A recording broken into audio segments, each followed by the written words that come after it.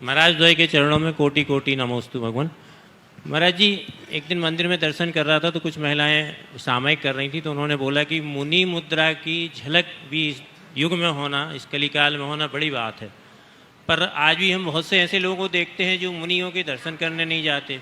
कुछ लोग लगातार जुड़े रहते हैं, चौके से लेके आहार विहार सारी व्यवस्थाओं में रहता है। तो महाराज जी, ये लोगों को कैसे पुण्य पाप के उदय हैं, और जिनके जुड़े रहते उनका क्या पुण्य है, और जो नहीं जुड़ पाते उनका क्या पाप का उदय है? एक मंदिर में हमने एक दोहा लिखा पढ़ा था, और बड़ा प्रसिद्ध दोहा है, आप लोगों को भी शायद याद हो। उसमें लिखा था, भाग्यहीन को मिले नहीं भली वस्तु का योग। भाग्यहीन को मिले नहीं भली वस्तु का योग, दाख पके तब काक के होए कंठ में रोग।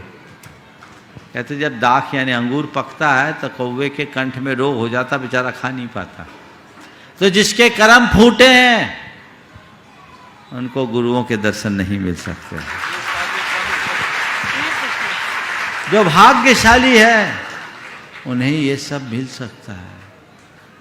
कली कालो चलो चले चित्ते देहे चानादि कीट के, एतत् चित्रम यदत् संति जिन रूप धरा नरा।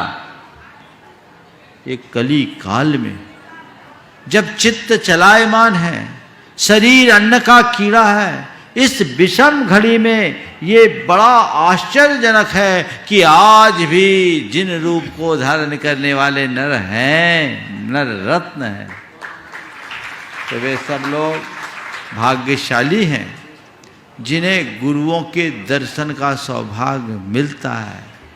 और वे कर्म फूटे हैं जिन्हें गुरुओं का दर्शन नहीं मिलता।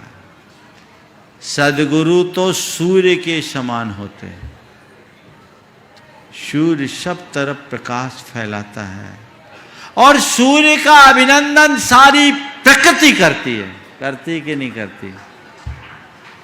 सद्गुरु सूर्य के समान होते हैं, सारे लोक को प्रकाशित करते हैं, और सूर्य का अभिनंदन सारी प्रकृति करती है। धरती पर एक ही प्राणी है जिसे सूरज के उगने से तकलीफ होती है, और दुनिया उसे क्या कहती है?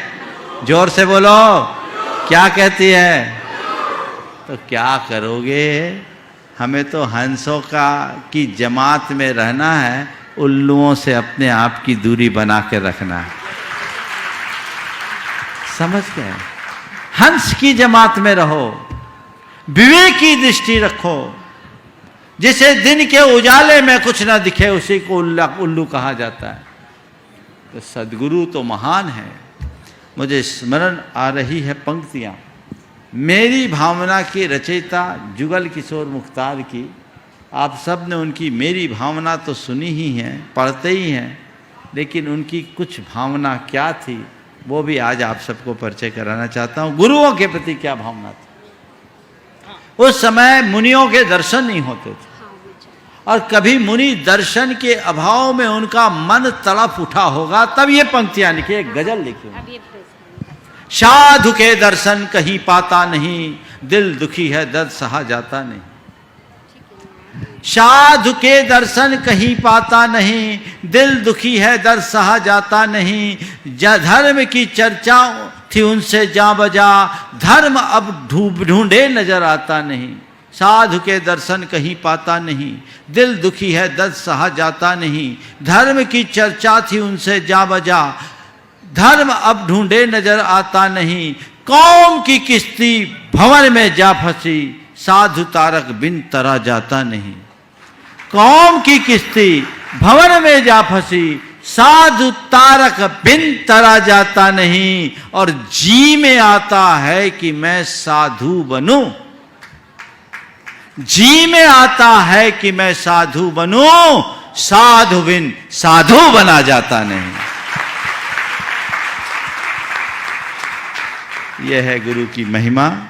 इसलिए हमें अपना देखना है, बाकी को अपने हाल पर छोड़ देना है।